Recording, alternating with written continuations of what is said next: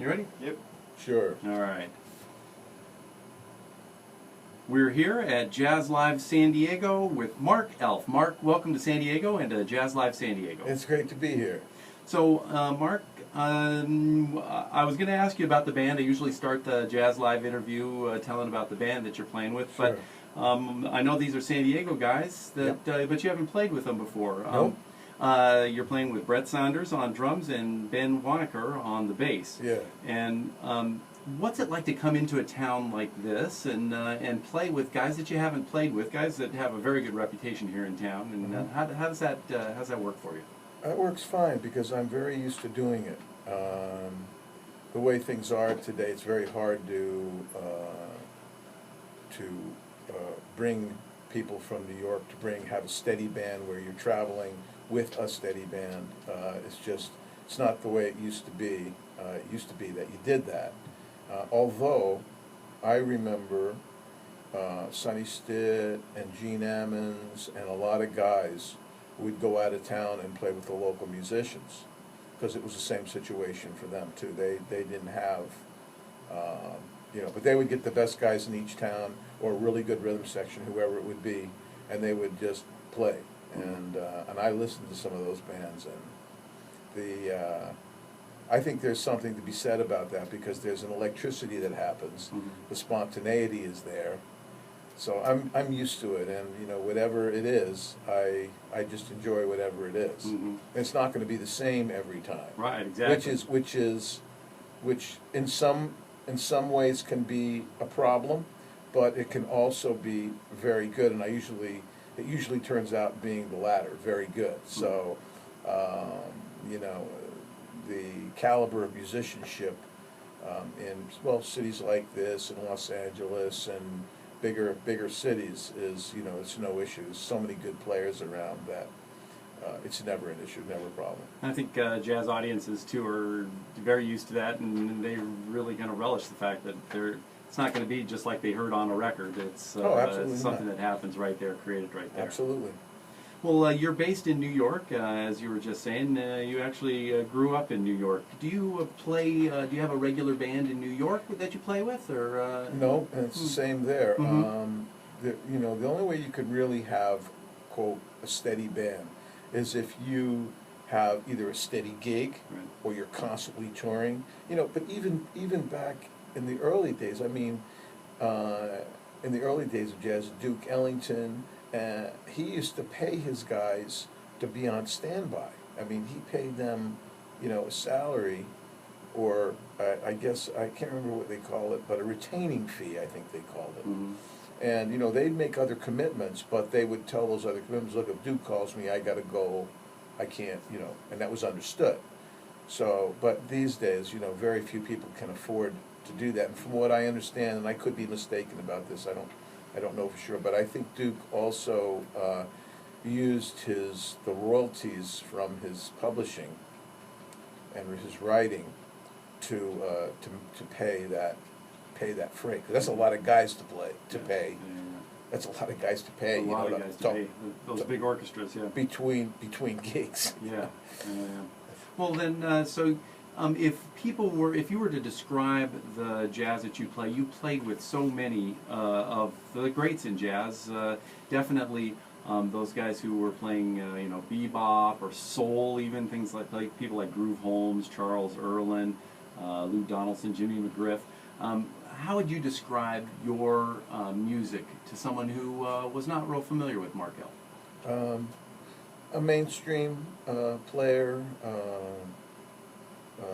I guess, a mainstream player that I don't like to sort of pigeonhole myself, but I guess that if I were to be candid, honest about it, I'm a mainstream jazz guitar player.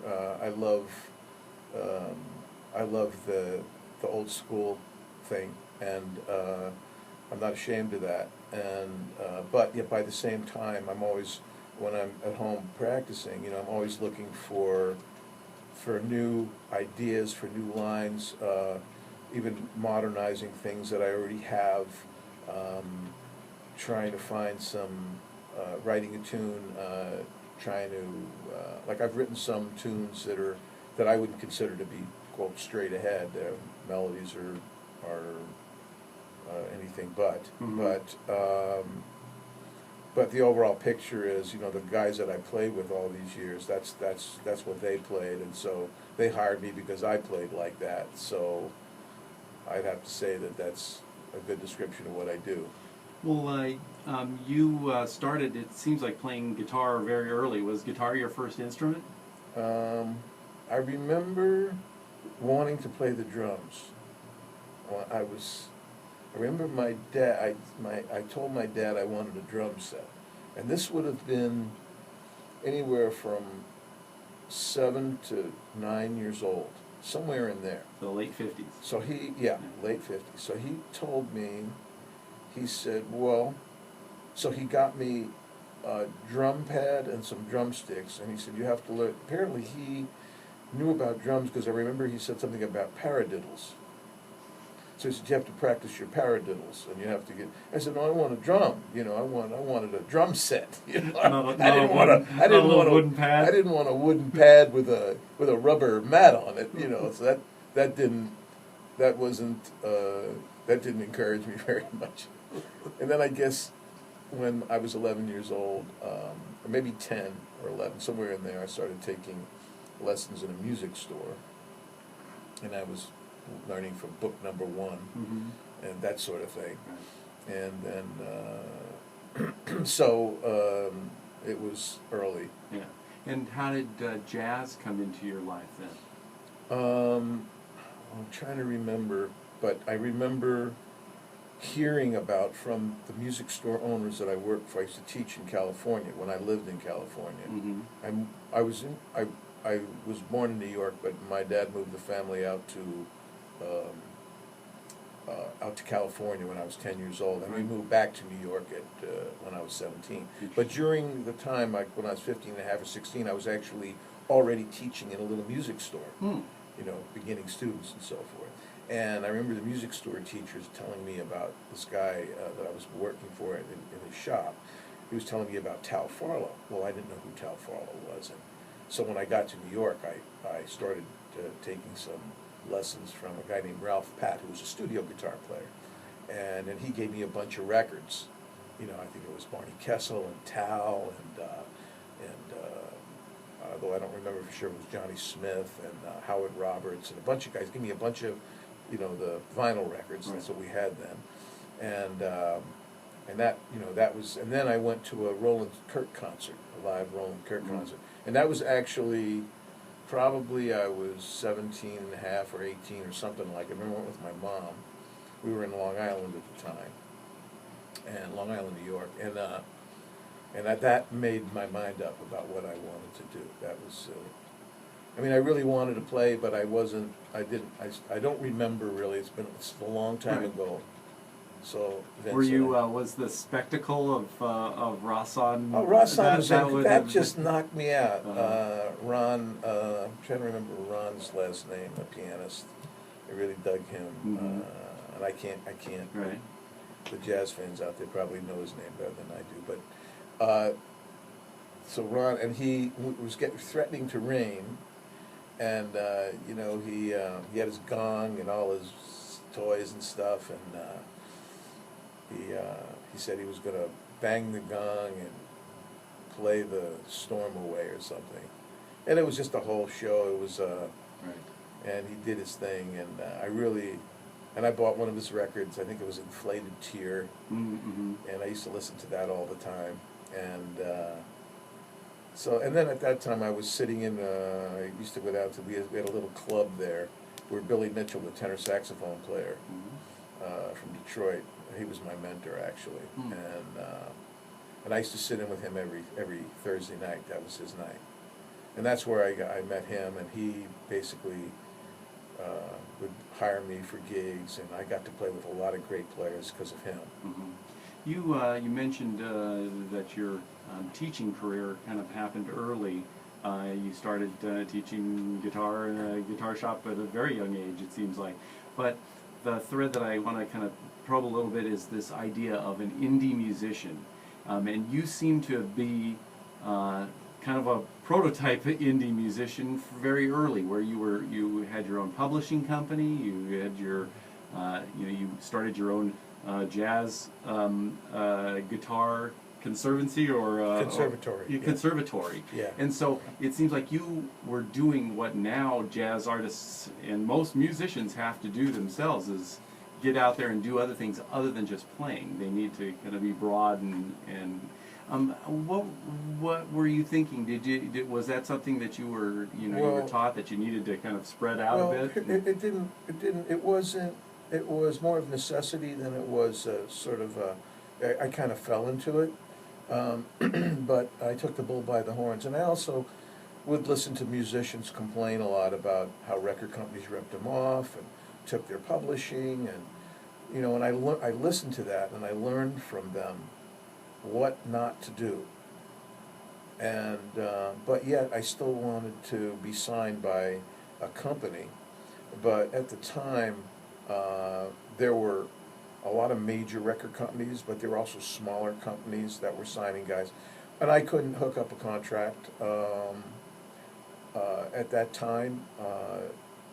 Except I did hook up one, and it was actually a South American company that wanted to record me, and I did a record down there. Mhm. And then it was costing me $10 a piece to bring a recording up here. I'd have to pay $10 to get the record up here, because the shipping costs were so out of bounds, Mhm. That's And a so- lot back in the 70s? No, that was in the 90s. That Oh, was, okay. that would have been from 90 to around 95 or something. But Right. I got permission from them. I got a letter, what they call a letter of indemnification, that allowed me to press the records up here as long as I used their label and their artwork and I didn't change anything. So I pressed 1,000 copies, and that's where it all started. I realized then I needed to get radio play, I needed to get this, I needed to do that, I needed to get publicity, I needed to get it out there, and then that's when I started learning about all of that. Mm. And that's basically how it started. And then I had a recording that I did with Hank Jones, Ben Riley, Ray Drummond, and Jimmy Heath. That was in the can, that I never, when I mean the can, that was not released. Right.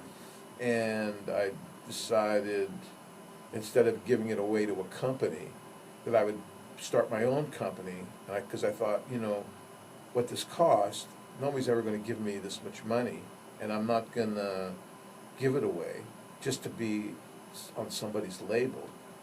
And so that's when I decided I was just going to go completely indie. I didn't want any contract from any of those little labels, because they weren't doing anything with the record. They'd sign you, they wouldn't promote the record, they would catalog it, and then they would, not promote it in any way. And there you are, you got a record, but nobody knows it. Wasn't being sent to radio, very few of them put any money into it. And during that time, the major labels were dominating the radio airplay because they had the big money.